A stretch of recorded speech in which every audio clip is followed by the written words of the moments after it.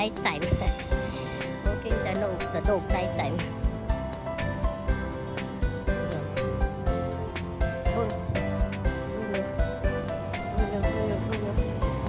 Hello, katakot. Yan. Ang makulit kong aso. Yan siya, Yan.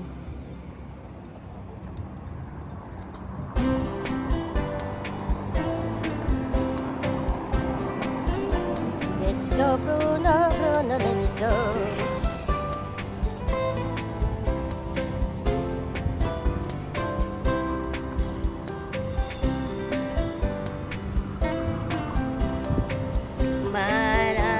Tahimik na gabi ngayon kasi Sunday, lahat ng mga cars yata nagpapahinga o kung saan sila na ano. Yan, 9 to 10 gala namin ang aking aso paggabi.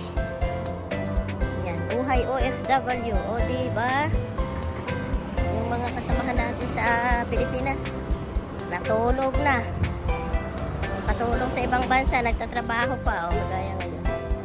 Gala-gala muna kami ng aking aso. Yan.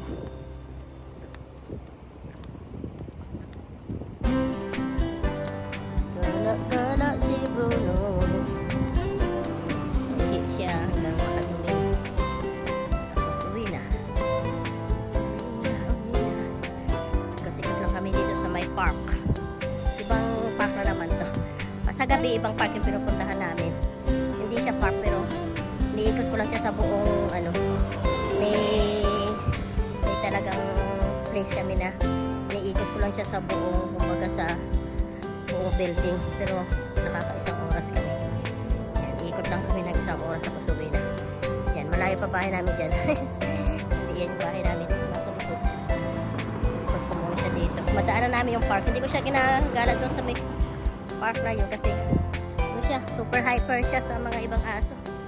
Nakikipaglaro siya, ayaw ng ibang aso sa nakikipaglaro. Nakinaki daw niya. Yan. Kending, kending, kending, kending. Kending, kending, si Bruno, kending. Yan, may kending, kending siya.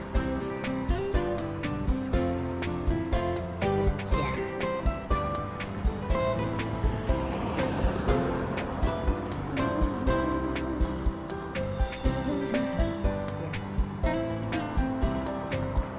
Matahimik na gabi.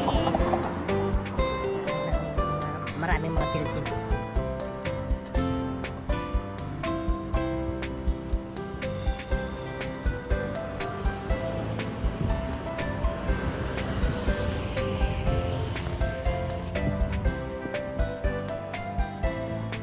Bawal akong sasalubong ng mga aso ngayon, Bea. Gabi na ba? Gabing-gabi na pa, Bea. Gabing-gabi na pala, kaya wala tayong madaan. Wala tayong masalubong ng mga friends. Yan. O dito, kahit sa ano, isang kanto may basurahan. Isang kanto may basurahan. Galing naman nila dito ng basurahan. Dami na basurahan dito.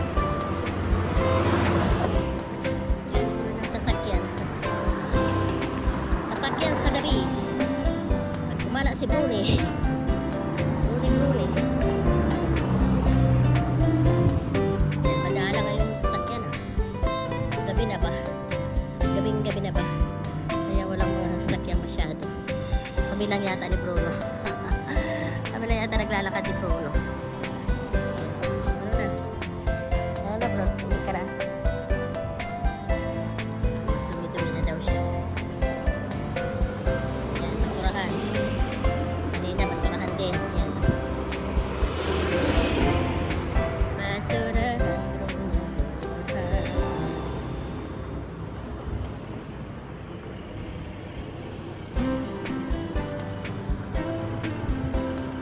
Yung mga nagbiyabiyahe. Wala nang masyadong tao.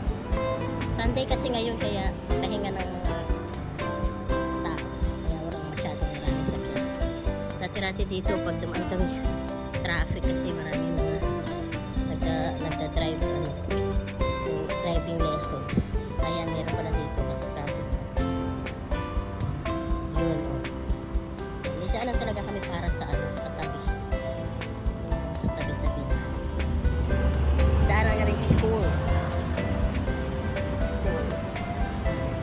Jockey Club Institute of Healthcare.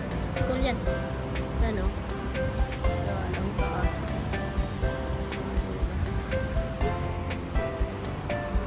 Yan. Tapos ng day off, trabaho na naman. Pagdating sa bahay, sikasuhin na naman yung aso. Gala. Tapos gala, uwi na. Pagdating sa bahay, dami pa rin hugasin. Linisin ang kusina. Dahil sa pinagkalat-kalat ng mga amo sa isang araw na kinainan na gay. O, dito.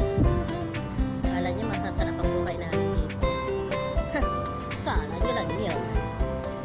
Puro kami trabaho. Ating gabi na, nagtatrabaho pa rin. Masama man ang pakiramdam. Rain or shine. Dala sa aso.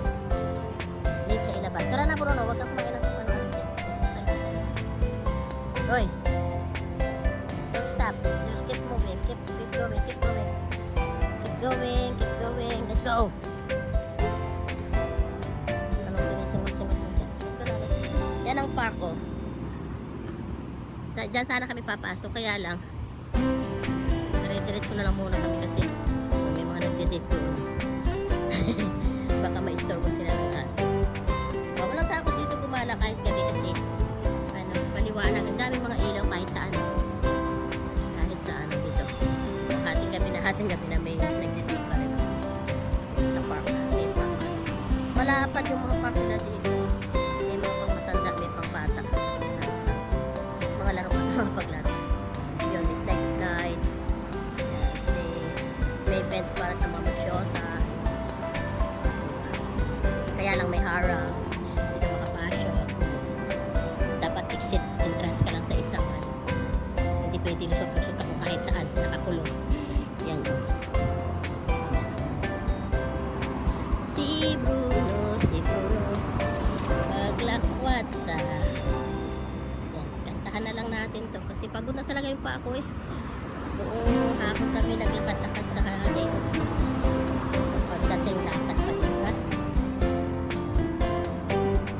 Pag sa bahay, linis pa din. Tapos yung linisin ko doon. Dami ko ang hugasan ng mga kinakainan. Dami namin bisita. Yan. Oy, alam nyo itong lugar na to? Every week may nadidisgrasya dito. Tapos every week inaayos yun nila. Pagkaayos yung ano, pagkaayos ng ganyan, itong fence, ano, warak na naman. Palagi namin nadidisgrasya dito. Ewan ko naman pinagagawa ng mga, ano, parang hindi naman siya delikado na daanan, pero palagi may nadidisgrasya as in. Ewan ko. Basag yung mga sakyan. Tingnan nyo, ang kapal ng ano, ang kapal pero na ano nila. Siguro malalaking mga sasakyan dito na babangga. Yan. Ayusin yan. Pag inayos nila, matapos nila ayusin, papagkain na naman. Kawal ko lang. Kawal ko mga jeep na mga driver na. Let's go na po. Mabalik na tayo. Yan. Uwi na tayo. Kasi, nagtumi ka na. Bahala ka sa buhay mo. Ako yung matutulog.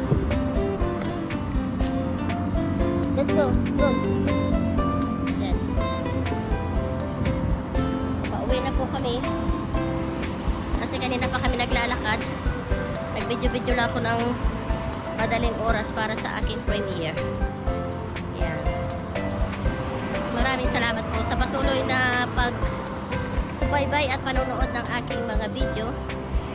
Yan. Sa uulitin po, kung may upload na naman ako na kung ano yung mapulot nating mga video-video dito. Yan. Ang ganda ng ano nila. Maliwanag talaga dito. Walang takot maggala-gala kahit ganitong oras na.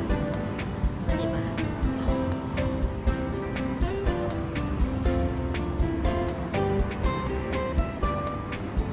Uy, babalik na Bruno. Yan. Madalang lang talaga yung masakyan pala pag ganitong oras na Sunday. Pero pag Monday hanggang Saturday, grabe. Punong-puno to kalsada ng mga sasakyan. Siyempre, nagde-day off din sila pag Sunday. Gumagala din sila kaya pagod rin. Sa araw gala, sa gabi pagod na sila. Yan, pahinga rin sila. Yan. Pero pag weekdays, grabe dito yung mga sasakyan sa daanan na to. Diba? Wala talagang katakot-takot kasi maraming sasakyan. May mga tao na naglalakad. Maliwanag. Yan, wala ka talagang pangamba paglakad-lakad. Maraming salamat po sa panonood at sa pagsubaybay, sa pag-support sa aking channel Buhay OFW. Ganyan ang buhay namin dito sa ibang bansa, diba?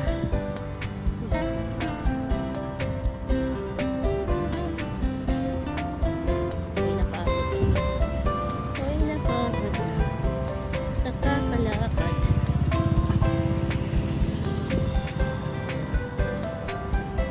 Thank you so much. 13 minutes ko lang ito para sa akin. Wala nang edit-edit. Direct na. Di ba? Gabing-gabi na sa dilim. Gabing-gabi. O, kumusta ka naman, bro?